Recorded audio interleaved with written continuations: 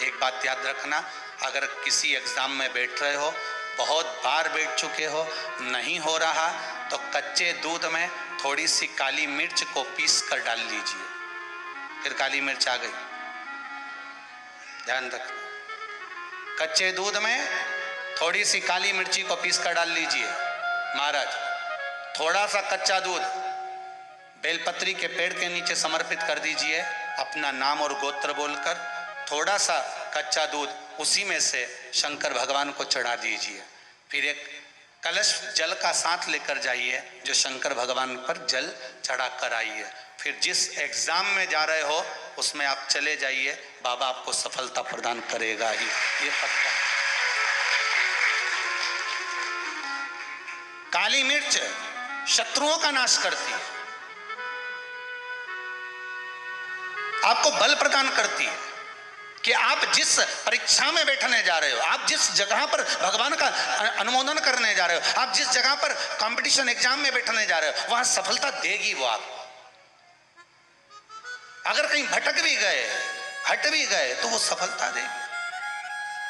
बच्चे अगर हार रहे हैं, एग्जाम दे रहे हैं, कंपटीशन एग्जाम में बैठ रहे हैं, परीक्षा दे रहे हैं, बहू भी एग्जाम दे रही है, बेटे भी दे रहे हैं, बार बार इंटरव्यू देने जा रहे हैं, हारना नहीं है।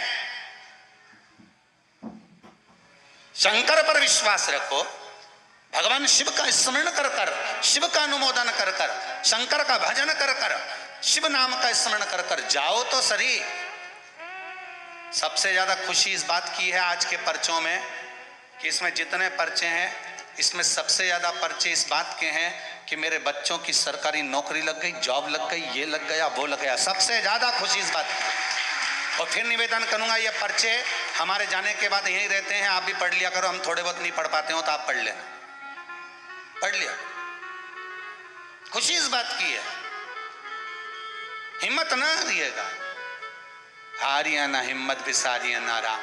शंकर का अनुमोदन करते जाओ, शिव का स्मरण करते जाओ, भगवान की भक्ति को धारण करते जाओ, आगे बढ़ते जाओ। एक मुखी रुद्राक्ष और एक मुखी व्यक्ति बड़ी मुश्किल से मिलते हैं। क्या क्या? एक मुखी रुद्राक्ष और एक मुखी मनुष्य, मानव व्यक्ति बड़ी मुश्किल से मिलते हैं। आप ढूंढ ढूंढ कर थक जाओगे। 2 मुखी मिल जाएगा, 5 मुखी मिल जाएगा, 7 मुखी मिल जाएगा, 10 मुखी मिल जाएगा, 14 मुखी मिल जाएगा, 18 मुखी मिल जाएगा, 21 मुखी मिल जाएगा, 23 मुखी मिल जाएगा, पर एक मुखी मिलना मुश्किल है। और जीवन में अगर एक मुखी रुद्राक्ष मिल जाए और एक मुखी व्यक्ति मिल जाए तो जीवन तो वैसे ही सार्थक हो जाए। अब हाथी भी 2 मुखी है, कभी मनुष्य बन रहा है, कभी हाथी बन रहा है। गजेंद्र असुर है वो,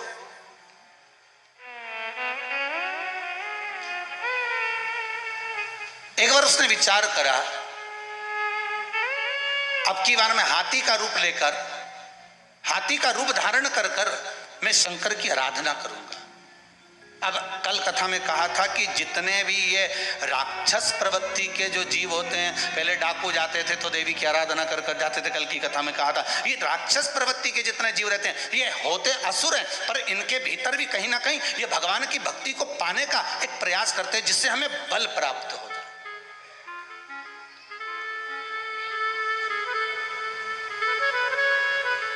भगवान का जो भजन है, भगवान का जो स्मरण है, भगवान की जो कथा है, शिव महापुराण की जो कथा है, शंकर भगवान की जो पूजन है, अर्चना है, श्री शिवाय नमस्तुभ्यम या पंचाक्षर मंत्र नमः शिवाय या 12 अक्षर मंत्र ओम नमो भगवते वासुदेवाय, ये सारे जो मंत्र हैं, ये सारे जो भगवान की सेवा अर्चना पूजन, ये जितनी भी है ये हमको बल प्रदान करती है। कई लोग पूछते हैं महाराज जी क्या होता है पूजन पाठ करने से, क्या होता है?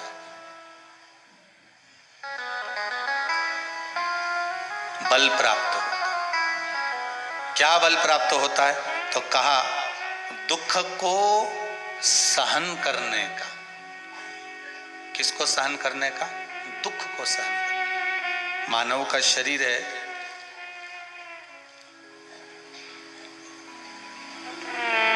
तो हर मनुष्य को आना ही है। ऐसा कोई संसार में जन्म नहीं लिया जिसको दुख ना मिले।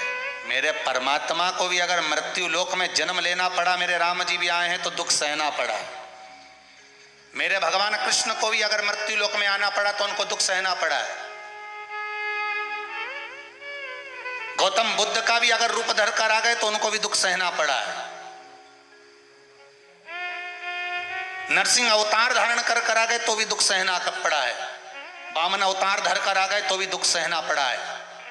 मृत्यु लोक में अगर आए हैं, मृत्यु लोक में अगर जन्म लिया है तो दुख तो सहन करना ही पड़ेगा। तो हमें ये भगवान की जो भक्ति है, भगवान का जो भजन है, भगवान का जो स्मरण है, शिव महापुराण की जो कथा है, ये हमको बल प्रदान करती है कि अभी हम इतनी जल्दी हारेंगे नहीं। अगर हमने इंटरव्यू दे दिया, एक बार दे दिया, 2 बार दे दिया, 3 बार दे दिया, बच्चा हताश हो गया, कमरे में जाकर बैठ गया, दरवाजा बंद कर लिया, ना खाना खा रहा है ना पानी पी रहा है, माता पिता दुखी कि बेटा ना तो खा रहा ना पी रहा, बड़े दुखी हैं। अब इस बच्चे को कैसे समझाएं कि हो गया। पर माता पिता से निवेदन है, उस बच्चे को हारने मत दो, उससे कहो काहे को चिंता करता है, एग्जाम देना है ना, कंपटीशन एग्जाम में बैठा है ना, अभी हिम्मत मत हारना।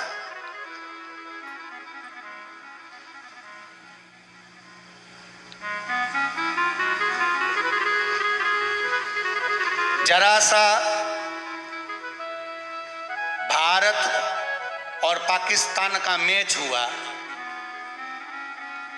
अभी, और अगर हमारे भारत के खिलाड़ी हर बार जीतते रहे, एक बार अगर हारे हैं तो उसमें परमात्मा का आशीर्वाद समझना कि भगवान ने ये कृपा कर कर हराया है कि तुम्हारे नजदीक में रहने वाले दोगले कितने पनप रहे हैं, उनको दिखाना था। हार में भी विजय, उनका विल पावर कमजोर नहीं करना है हमको। अगर भारत की भूमि पर तुम्हारा जन्म हुआ है, भारत में अगर तुम पैदा हुए हो, इस भारत जननी है तुम्हारी, तो जरा सा वो मैच हारने पर तुम सोचो कि ये भारत का मैच हार गया। अरे भाई, ये भगवान ने प्रेरणा दी है। भगवान कुछ सिखाने के लिए थोड़ी देर के लिए नीचे बिठा देता है, उसके बाद होता है कभी कभी दूध में उफान, एक बार गैस डाउन करो तब नीचे जो आ जाता है, एक बार का फिर गैस तेज करा तो ऊपर से ही उछल जाता है। कोई साधारण है क्या? भारत के खिलाड़ी एक बार ऐसा उछलेंगे कि देखते रह जाओगे, देखते रह जाओ। क्या समझते हो? बस आप तो खेल में तुमने समझ लिया, सहजता नहीं।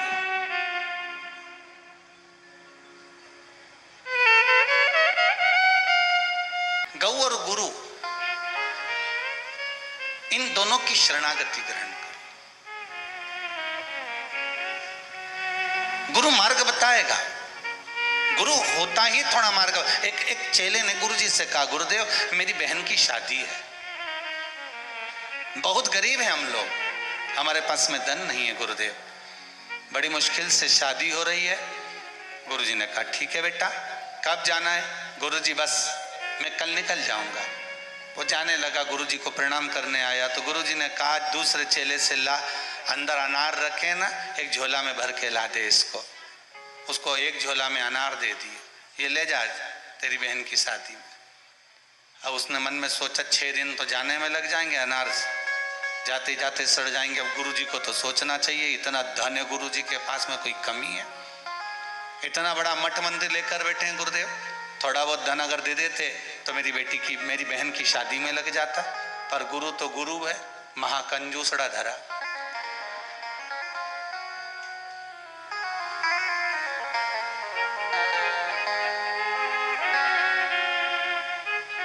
चला, मन में विचार करता करता भीतर से रोता रोता जा रहा, कितना है गुरुजी के पास में, कोई कमी है? 2-4 हजार दे देते, 5 हजार 10 हजार दे देते, मेरी बहन की शादी अच्छे से हो जाती। यही कह देते ले बेटा तेरे ही कपड़े खरीद लेना, कोई एकाध रकम दे देते बहन की शादी के लिए। पर नहीं, अरे रकम तो रकम, भोजन ही बंधवा के दे देते, थोड़ा सीधा सामान ले जा, ले चावल आटा दाल ले जा, हम आप शादी में काम ले। अब अनार का क्या करूंगा, माथा फोड़ू? अनार लेकर चला। चलते चलते चलते चलते वन में पहुंचा, जंगल में विश्राम कर रहा था। वहां का नगर का राजा बीमार पड़ गया। राजा को एक दवाई देना थी जिसमें अनार का रस डालना था। अनार पूरे राजभवन में नहीं मिला। ढूंढते ढूंढते उसके दूत पहुंच गए उस व्यक्ति के पास। उसके झोले में अनार भरे हुए थे। उससे कहा, अनार दे दो, राजा बीमार पड़ा हुआ है, उसको अनार के रस में दवाई देना है। वो कहता है, ये तो मेरे अनार है, पर राजा बीमार पड़ा है, ले जाओ इसको। अनार दे दिए गए, वो ले गए। ले जाने के बाद राजा को जब दवाई दी, राजा ठीक हो गया। राजा ने कहा, अनार कहाँ से लाए थे? महाराज, एक वो लड़का जा रहा था, उससे मांग कर लाए हैं। कहाँ है वो बाहर बैठा हुआ है, लाओ उसको अंदर, जरा अंदर लेकर आए। अनार किसने दिए? मेरे गुरुजी ने दिए थे। कहाँ लेकर जा रहे हो? मेरे गांव लेकर जा रहा हूँ। काहे के लिए जा रहे हो गांव? मेरी बहन की शादी है। राजा ने कहा, हमें ऐसा रोग हो गया था जिससे हम बच नहीं सकते थे, पर आपके अनार ने हमें बचा लिया। अब तुम चिंता मत करो, तुम्हारी बहन की शादी जैसे एक राजा की लड़की की होती है वैसी ही होगी। आप चिंता मत करो, इस बालक के घर जाइए और इसकी बहन की शादी का जो व्यवस्था है सारी की सारी व्यवस्था कर दी जाए। और उस बच्चे की बहन की शादी जो हुई, सारे गांव के लोग कहने लगे, साहब क्या शादी करी है। अब सारे दुनिया के लोग राजा को धन्यवाद दे रहे थे, वो बालक आंख से आंसू बहाकर गुरु को धन्यवाद दे रहा था कि तुम्हारा आशीर्वाद था इसलिए हो गई। अनार काम नहीं। अगर ये अनार केवल दिखाने के लिए गुरु ने दिया था कि अनार ले जा, पर गुरु तो बोलता ही ऐसा है।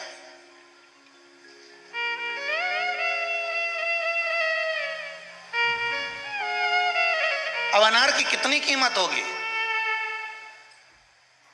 गुरु के संबोधन, गुरु के शब्द होते ही ऐसे कि वो कुछ ऐसा कह देता है, कुछ ऐसा दे देता है, कुछ ऐसी कृपा कर देता है कि जा, बस हो गया उसमें। अब लोग कहें, बताओ दरवाजे पे दिया लगाने से कौन सा फायदा है? पशुपति व्रत में 5 दिए मंदिर में लगा, वहां तक तो ठीक है, पर छठा दिया दरवाजे पे लगा, ये कौन सी बात? और अपना ही प्रसाद अपने छोरा छोरी को नहीं दे, और छोरा छोरी हमारा मुंह देखे और हम अकेले खाएं। इतनी चतुर माता, साथ में एक कटोरी अलग से प्रसाद और ले गई कि लाऊंगी तो छोरा छोरी को दे दूंगा, 3 हिस्से में तो होगा ही नहीं। अब वो 4 बार आई कि गुरुजी मैंने कई बार पशुपति व्रत करे पर भगवान ने मेरी नहीं सुनी। तो हमने कहा, व्रत कैसे करे, पूरा ईमानदारी से बता दे एक बार। कहे, गुरुजी 3 हिस्से करे प्रसाद के, हाओ दिए लगाए 5, हाओ छठा दिया दरवाजे पर लगाया, ठीक है, बेलपत्री चढ़ाई, फूल चढ़ाए, सब कराए। हमने कहा और कुछ करा? कुछ भी नहीं करा। और तो पक्का? बिल्कुल पक्का। हमने कहा, अब की बार अगर व्रत करे तो शाम को जो पूजन करने जाए ना, तो पूजन कर कर जब वापिस आए तो तेरी थाली का फोटो भेज देना, बस तेरी थाली का फोटो भेज दे। लड़की का फोटो देख के समझ में आ जाए कि छोरी कैसी है, थाली देखकर समझ में आ जाए कि पूजन कैसी हुई है, अभी मालूम पड़ जाए। तो उसने थाली का फोटो भेजा, तो एक प्रसाद का हिस्सा अलग रखा था और एक प्रसाद उसकी कटोरी में रखा था, स्टील की प्लेट में, और एक अलग रखा था दोने में। हमने फोन कर कर पूछा, ये बताइए दोने में कौन सा प्रसाद रखा है? तो वो 3 हिस्से करे वो, और ये कटोरी में तो के घर में छोरा छोरी रहे, उनके सामने अकेली खाऊं तो अच्छा लगे, तो उनके लिए लिए ही। बस हमने कहा, ठेले पर जाकर छोरा छोरी चाउमीन खाए, तेरे लिए लाए? अरे बोल तो जरा। तो एक जगह सोमवार के अगर नी भी दिया तो कोई दिक्कत?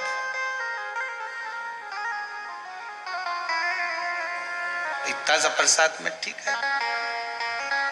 उसने कहा, गुरुजी गड़बड़ है क्या? पूरी गड़बड़, इसीलिए भगवान नहीं सुना होगा। हमने कहा, हो सकता है, अब की बार बिना उसके कर दे। चालू है उसके सोमवार, अब चौथा पांचवा मालूम पड़ेगा वो तो है। यहाँ तो बाबा ने कृपा कर दी, सोमवार का भी इंतजार नहीं करा। एक माता ने लिख के भेजा, करवा चौथ वाला उपाय करा था गुरुजी। बड़े आप लोग प्रश्न बड़े पत्र बड़े सुंदर, किसने लिखा है? करवा चौथ का उपाय करा था और बेटे का जॉब लग गया। कहाँ है माँ? अब पत्र ढूंढूंगा, टाइम लगेगा, खड़ी हो जाओ जहाँ भी हो। आप ही हो? हाँ जरा दो, जरा माइक दो जरा।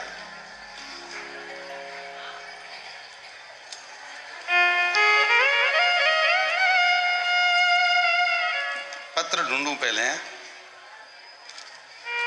श्री शिवाय नमस्तुभ्यं। श्री शिवाय नमस्तुभ्यं। माता जी कहाँ से आए आप? मैं भीकन गांव से आई, जिला भीकन गांव से आए जी। वो आपने शरद पूर्णिमा के दिन 7 चावल बोले थे कि इत्र में डुबो के और चंद्रमा के सामने प्रार्थना करना है।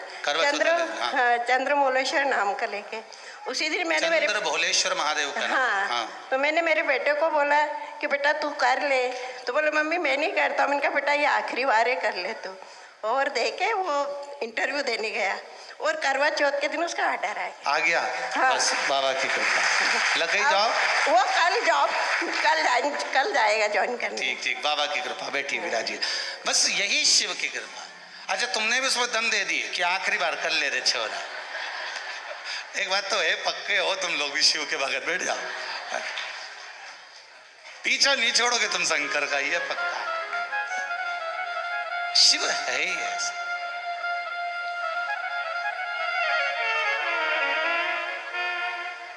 बोल चंद्रमौली भगवान की। भगवान शिव, आपका विश्वास, बस आप भाव रखकर, विश्वास रखकर शिव की आराधना में डूबे हो तो भगवान देने में कमी ना रखे। एक गौ, दूसरा गुरु। गौ की शरणागति, गुरु की शरणागति, ये दोनों कर लीजिए। गौ और गुरु की शरणागति अगर आपने ग्रहण करी है तो शरणागति का मतलब फिर समझ लेना। शरणागति का मतलब ये नहीं है कि आप दिन रात गौशाला में रहो। शरणागति का मतलब ये नहीं है कि आप दिन रात गुरु के आश्रम में रहो। शरणागति का मतलब है कि आप गुरु के बतलाए हुए मार्ग पर गौ माता के उस चरणारविंद की रज का भाव आपके जीवन में रहे और भगवान आपके मार्ग को सुलभ करता रहे, सुलभ करे। कार्तिक महात्म की कथा में एक सुंदर चरित्र आता है। एक गजेंद्र असुर हुआ।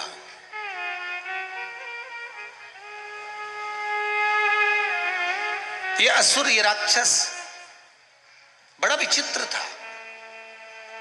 कभी मनुष्य का रूप ले लेता था, कभी हाथी का रूप ले लेता था। कार्तिक महात्म कहता है कभी मानव का रूप ले रहा है, कभी हाथी का रूप ले रहा है, गज का रूप ले रहा है।